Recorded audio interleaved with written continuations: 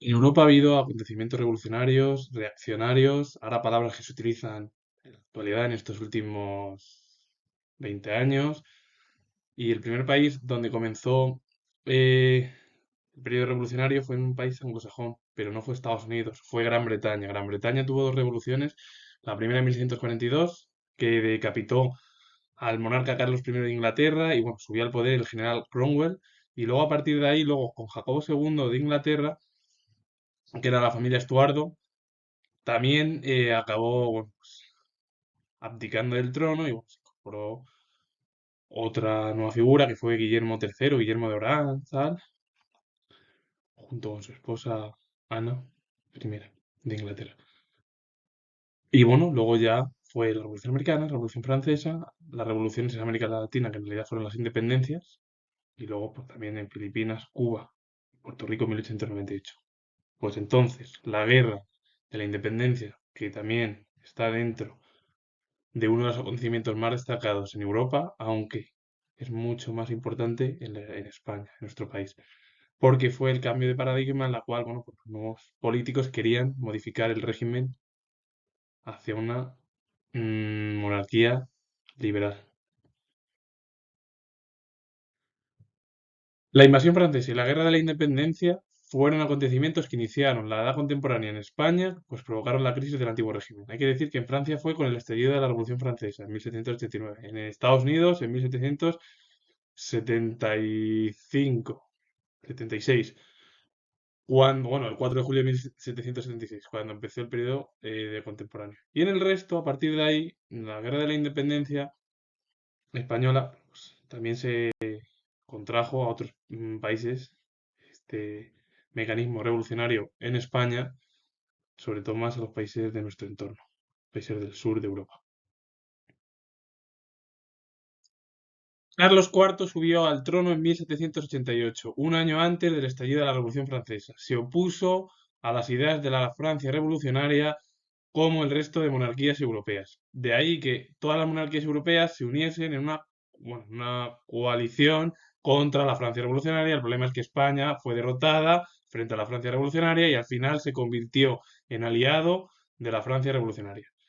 ¿Qué pasó más tarde? Que en 1807 España y Francia firmaron el Tratado de Fontainebleau, por el que acordaron invadir Portugal, en el que bueno, pues, Portugal se convirtió en aliado de Gran Bretaña, bueno, y siendo bueno, pues Gran Bretaña el principal enemigo de Francia, de la Francia napoleónica, porque ahí ya estaba Napoleón en el trono, bueno, sí, en el trono y en el poder. Las tropas francesas debían atravesar España para llegar a Portugal, pero aprovecharon la situación y ocuparon algunas ciudades españolas. La permanencia francesa en territorio español creó un malestar en la población.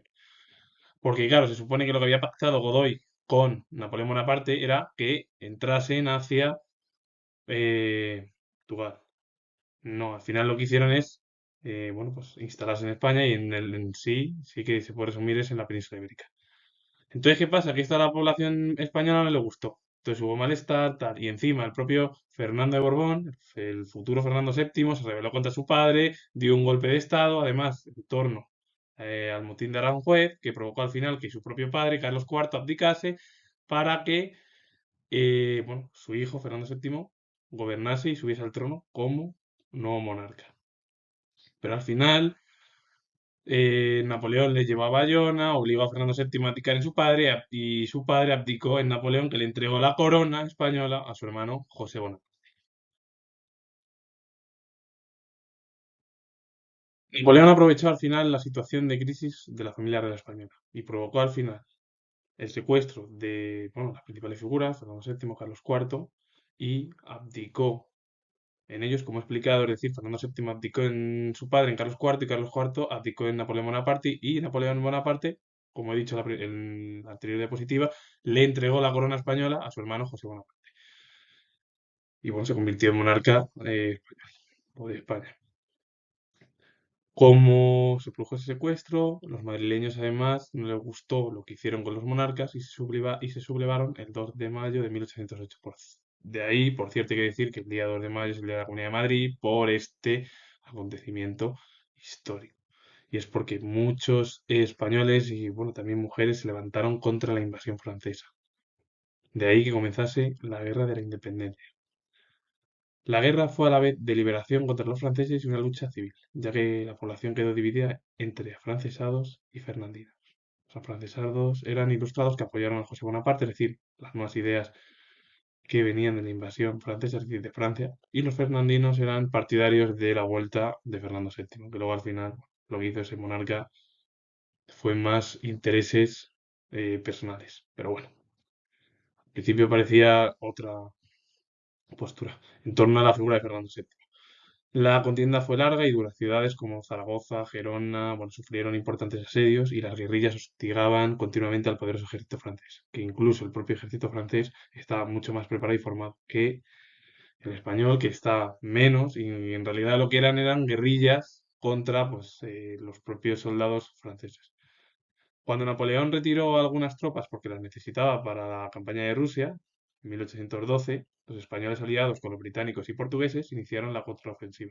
En 1813 se firmó el Tratado de Valenciennes, en el cual ponía fin al conflicto entre España y Francia y devolvía la corona a Fernando VII.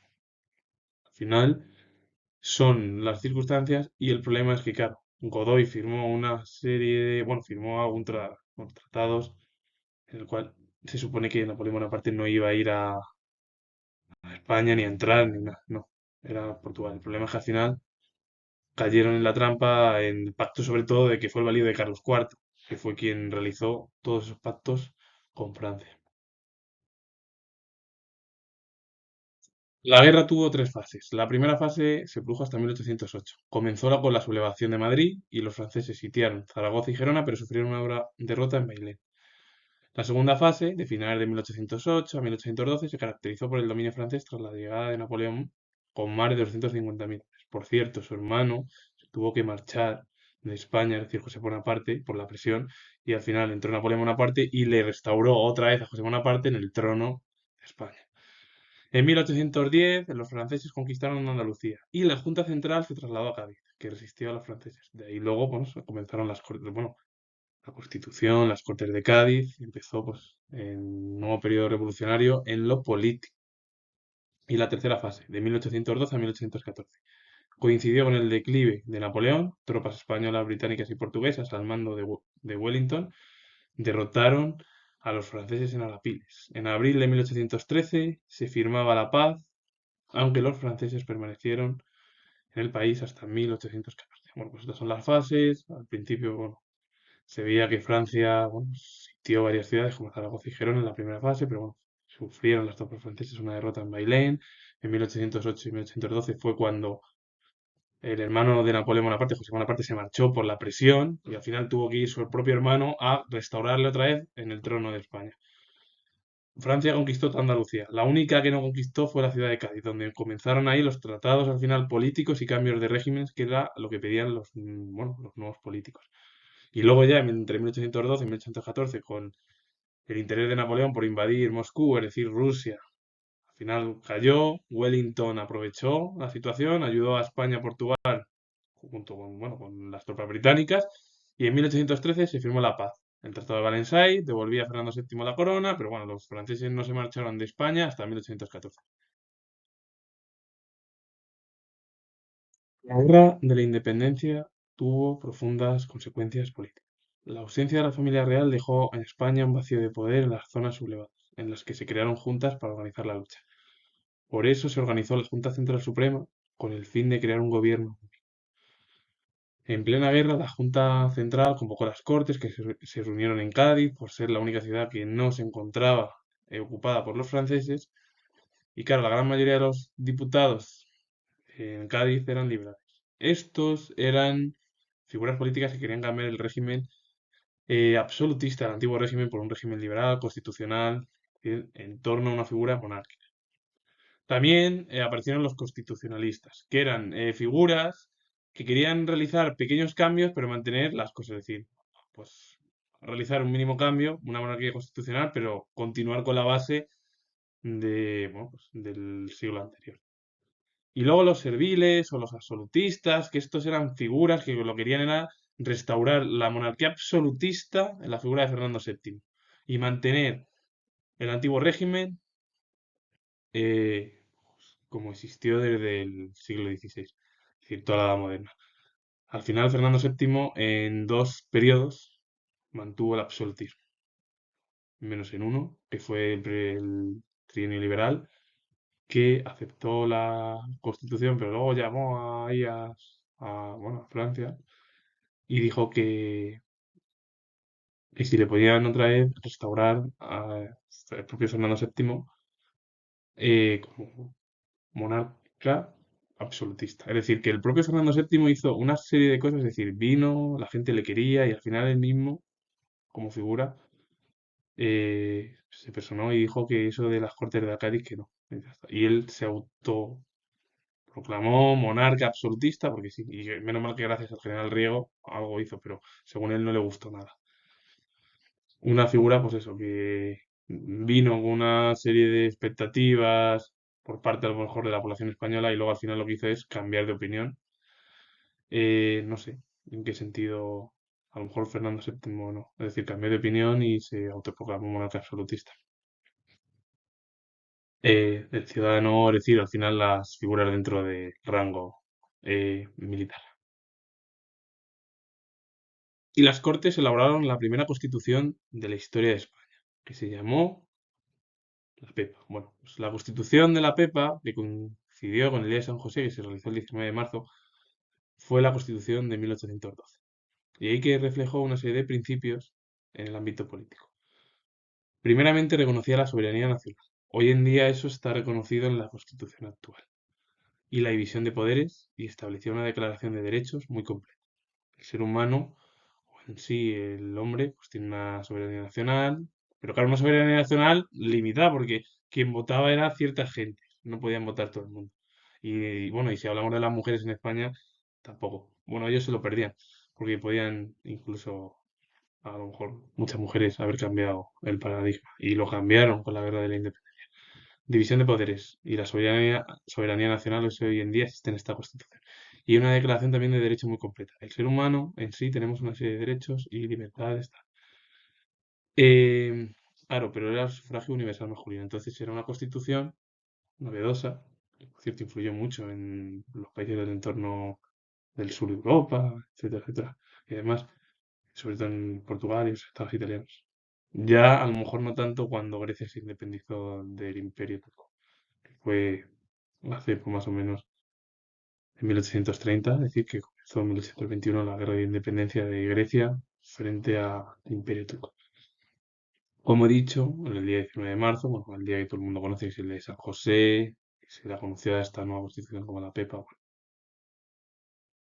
Bueno, pocas, vamos, son puntos importantes, pero vamos, para quedarse claro con los puntos es soberanía nacional, división de poderes, una declaración de derechos muy completa, el sufragio universal masculino, femenino no. Bueno, es decir, se puede llamar novedoso, pero tampoco, porque siempre votaban, pues eso, figuras además y que tuvieran una edad bastante, no como hoy en día, que ya se puede votar a los 18, mayoría de edad, etcétera. Antes era otra cifra, diferente a la actual. Y sobre todo desde que bueno, nació la Constitución. Bueno, nació, sí, o se promulgó en su momento aquí en España. Y otras europeas después de la Segunda Guerra Mundial. Bueno, en Cádiz se aprobaron todas estas series de reformas, que el objetivo al final de esta nueva Constitución de las Cortes de Cádiz era eliminar el antiguo régimen.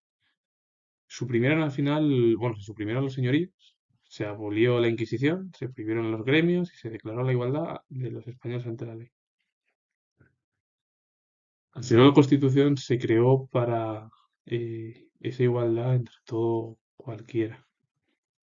De ahí que antiguamente estaba la Inquisición que tenía un gran poder, los señoríos que eran los terratenientes los que tenían un gran poder y encima eran casi miguetes de las monarquías y bueno, de las monarquías europeas y de la española, es decir, que eso, España no era ajena a todo ello. Y luego, bueno, los gremios también desaparecieron, es verdad, que siguieron existiendo, pero bueno, muchos de ellos desaparecieron porque los gremios ya no. Hubo ya pues otros trabajos de oficio, muy diferente.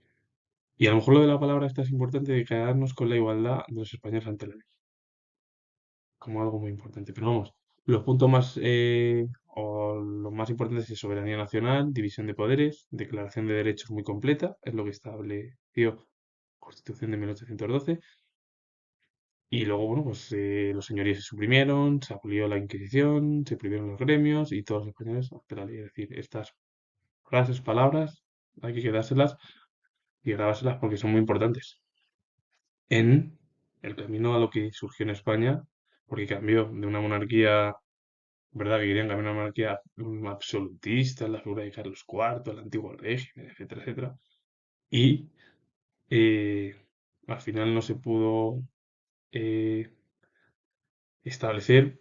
Es verdad que sí que hubo un periodo del trienio liberal, pero en el reinado de Fernando VII fue un poco difícil. Y luego las guerras carlistas y tal, tampoco. Más o menos hasta la época de Isabel II, cuando la pusieron con mayoría de edad, que era muy joven. Bueno, la reina tenía muy. No tenía ni era la mayoría de edad, pero la pusieron bueno, de 14 años. Subió, bueno, se convirtió en reina, Isabel II. Y ahí sí que empezó más o menos el liberalismo en España. Bueno, finalizo, comento que tengo la de historia y si os ha gustado este vídeo, darle a like. Así que os mando saludos, adiós.